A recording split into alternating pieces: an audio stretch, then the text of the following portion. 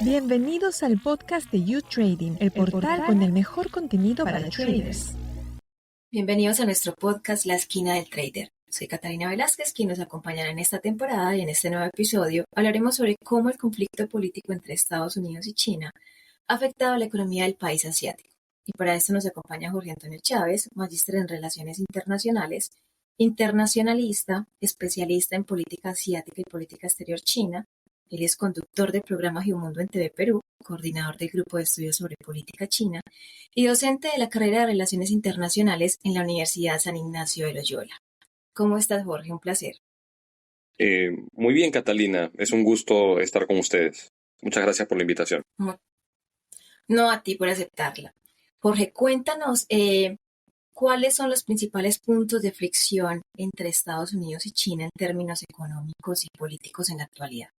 Bueno, hay que decir que Estados Unidos y China, a diferencia de la competencia que hubo entre la Unión Soviética y los Estados Unidos, tienen realmente una competencia sistémica multidimensional.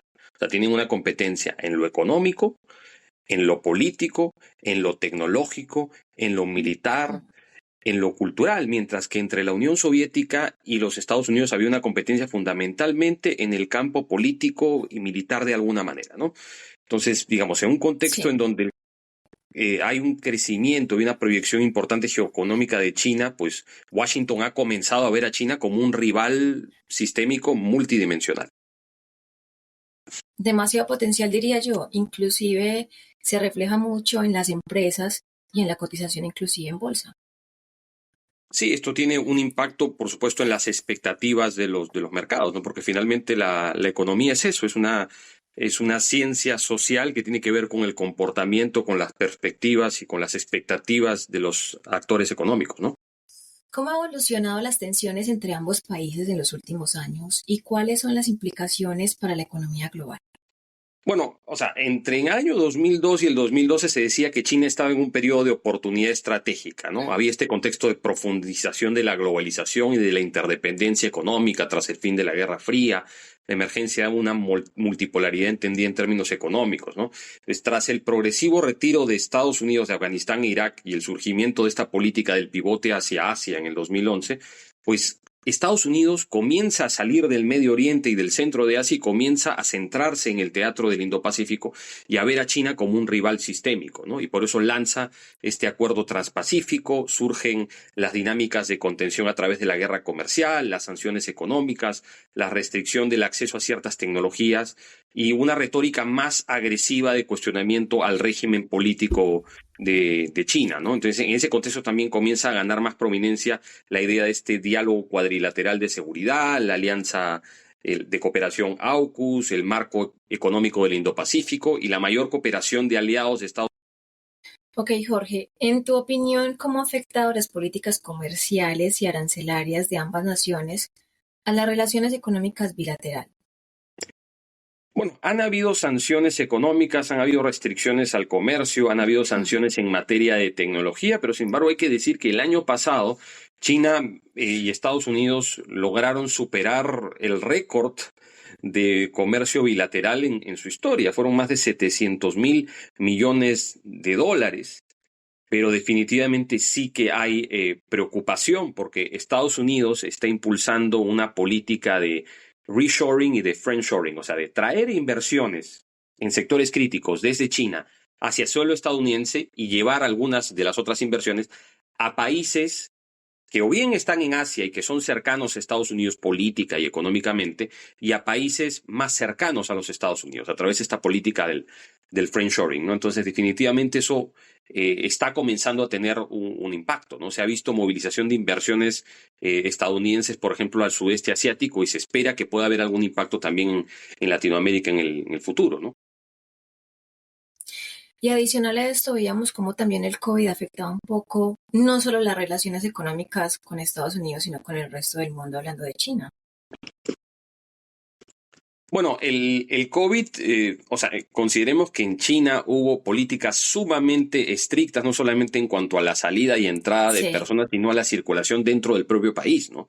Entonces, eso ha afectado y ha incidido en la ralentización de la economía, que China va a crecer este año a menos del 5%, con todo lo que eso implica para otros mercados, ¿no? Por ejemplo, para mercados sudamericanos en donde hay mucha economía extractiva, pues si hay una menor demanda de cobre, eso va a afectar economías como la peruana y la chilena definitivamente y afecta también los precios de esas materias primas, ¿no? Entonces, todo tiene una vinculación, ¿no? Claro que sí, Jorge, ¿qué papel juega la tecnología y la ciberseguridad en las disputas entre Estados Unidos y China y cómo esto ha influenciado en las tensiones políticas? Bueno, el tema tecnológico es un vector fundamental de la competencia entre Estados Unidos y China, ¿no? Y China, entendiendo la vulnerabilidad que tenía de cara a Estados Unidos, pues lanza hace más de 10 años la política Made in China 2025 o Hecho en China 2025, una política mediante la cual China quería reemplazar a Estados Unidos como el fabricante número uno en tecnologías de altísima sofisticación, como la aeroespacial, como la biotecnología, la robótica. Y Estados Unidos, pues, evidentemente tuvo una grandísima preocupación de cara al avance de la tecnología en China, y Estados Unidos también ha acusado a China de robar ciertas tecnologías, de practicar el espionaje tecnológico. Entonces, definitivamente esta es una nueva frontera que hay que tomar en cuenta de esta competencia geopolítica, ¿no? O sea, la dimensión tecnológica. Estamos viendo, por ejemplo, que hay ciertos productos chinos, celulares, redes que están siendo prohibidos en Estados Unidos y en países de Occidente. Hay una dinámica de desacoplamiento tecnológico que no deja de ser preocupante, ¿no? Claro que sí, inclusive eso lo veíamos en el mandato de Donald Trump con Huawei, que fue la que más vetó por el tema de la tecnología. Sí, sin duda, ¿no? Y China ahora no se ha quedado solamente en el desarrollar tecnologías de alto nivel mediante su programa Made in China 2025, sino que ha lanzado una nueva iniciativa que se llama Estándares 2035, que busca crear estándares internacionales en campos como las nuevas tecnologías de la información, las herramientas de control numérico, el equipamiento aeroespacial, embarcaciones de alta tecnología, entre otras áreas avanzadas de la tecnología crítica, ¿no? El tema de las tecnologías 5G también se ha convertido en todo un dolor de cabeza para los países de la región, ¿no? Porque Estados Unidos está tratando de empujar a los países cercanos a no comprar tecnologías chinas porque dicen que podría haber problemas de seguridad, ¿no? Por el control que tiene el Partido Comunista de China sobre una serie de empresas, incluso privadas, que proveen esas tecnologías, ¿no? Ya que estamos hablando del 5G, ¿cuál es la importancia de la competencia tecnológica y la carrera por la dominancia en áreas como la inteligencia artificial y el 5G en esta disputa? Bueno, es sin duda, como decía, es la nueva frontera de la competencia geopolítica, porque cada uno de los países pues quiere que sus empresas puedan liderar en estos sectores, que puedan conseguir contratos para el establecimiento de redes 5G, que sus estándares de tecnologías críticas en materia de inteligencia artificial puedan ser adoptadas por otros países, ¿no? Entonces, esto es algo muy importante, ¿no? O sea, ¿qué país va a ser capaz de influir en la definición de los estándares y también en las reglas de la gobernanza de las tecnologías críticas? Ese es un punto también clave que hay que tomar en cuenta. No solamente la producción del equipamiento, persuadir de que se compre este equipamiento, sino cuáles son las reglas que van a regular estas nuevas tecnologías, estas tecnologías críticas que van a marcar el futuro de la economía mundial. Claro que sí. ¿Cómo han respondido otros actores internacionales a estas tensiones entre Estados Unidos y China en términos de acuerdos comerciales y las alianzas estratégicas? Bueno, en este sentido yo diría que China ha tenido una grandísima ventaja porque hay más de 140 países que tienen a China como principal socio comercial, ¿no? O sea, hay una profundización de las relaciones de interdependencia económica que, por ejemplo, se puede apreciar claramente en Sudamérica, donde la mayoría de países tienen como principal socio comercial a China, ¿no? China. Entonces, se ha visto que, por supuesto, que hay una reactivación de la economía china puede incidir también en la estabilidad económica, política y social y puede hacer que se viabilicen una serie de inversiones y que se reactive el intercambio comercial, porque China tiene una diferencia con Estados Unidos. Tiene una capacidad de invertir a través de sus propias empresas estatales y de darles financiamiento para hacer proyectos de inversión. O sea, tiene banca y tiene actores estatales que inciden directamente en inversión, que es algo que no tiene Estados Unidos, que tiene fundamentalmente actores privados, y Estados Unidos no puede dirigir dónde estos actores privados van o no a invertir, ¿no? Así es. ¿Qué impacto tienen estas tensiones en la economía global? ¿Cómo afectan los mercados financieros y sobre todo a la inversión extranjera?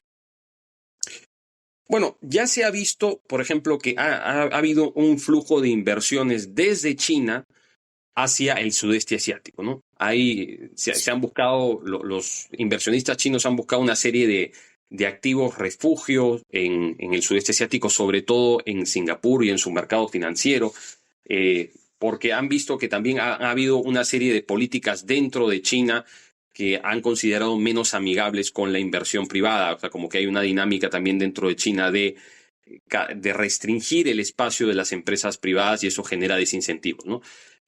Por supuesto que hay, como decía, esta dinámica también del friendshoring y del reshoring, ¿no? De traer ciertas tecnologías críticas y ciertas manufacturas desde China hacia Europa y hacia Estados Unidos y hacia países que estén cercanos a estos